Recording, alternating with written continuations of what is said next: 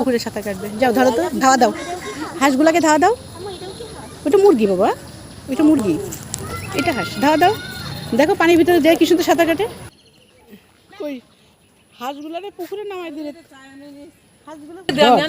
না, ওরই হয় না। আমরা তিনজনে চা খাচ্ছি। আমাদের শাক গাছগুলো আমার কত বড় হয়ে গেছে, এগুলাই বীজ এসে গেছে।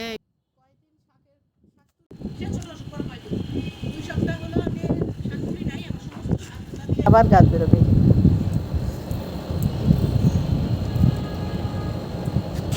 এগুলো ছিটাই দিলে এগুলো সব গাছ বেরোবে। হ্যাঁ, সব বিচি পেকে গেছে। এখন এগুলো সব এখন তুলে ফেলবো, তুলে আবার নতুন করে শাকের বীজ ছিটাবো। হ্যাঁ, এগুলো সব শাকের বীজ। এগুলো বীজ হয়েছে, এগুলো ওয়াও, অনেকগুলো গাছ হবে। হ্যাঁ, এখন শাক তো প্রচুর টবে, এগুলো সব বীজ হবে এখন। সব লাল শাক আর কলমি শাকের বীজ দিব সুন্দর। সামনে আবার বর্ষাকাল আসতেছে, তখন এগুলো লাগাবো। এগুলো হবে আর কি।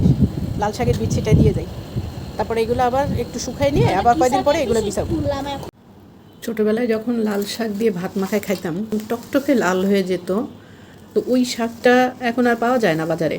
এবার এই শাকটা একটু ভেজে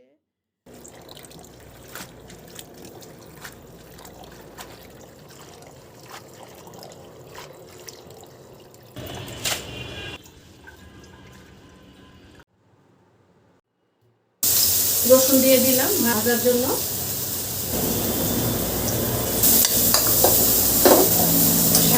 শাকটাতে আমি সবসময় রসুন দিয়েই আর কি তেলের বাগারটা দিই শেষে, কারণ আমার কাছে মনে হয় যে রসুনটা দিয়ে বাগার করলে বা রসুনটা দিলে মনে হয় শাকের টেস্ট এবং ঘ্রাণ দুইটাই আমি পারফেক্ট পাই আর কি। পেঁয়াজ দিলে কেন জানি আমার কাছে মনে হয় যে শাকের সেই ঘ্রাণটা আমি আসে না, আমার ঘ্রাণ যে বের হয় আমার কাছে সেটা লাগে।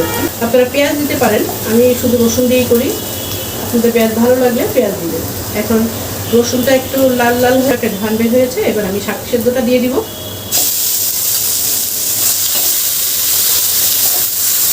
এবার শাকটাকে ভালো করে ভেজে নিব।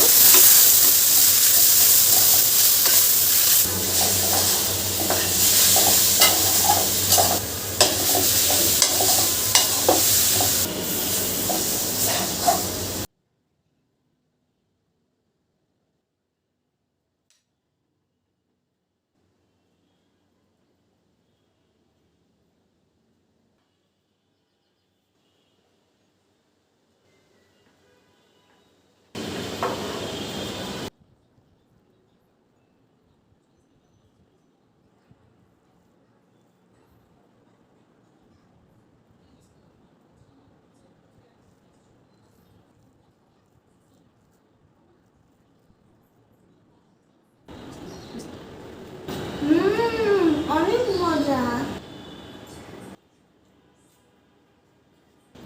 দেখি আর ভিডিও কি বন্ধু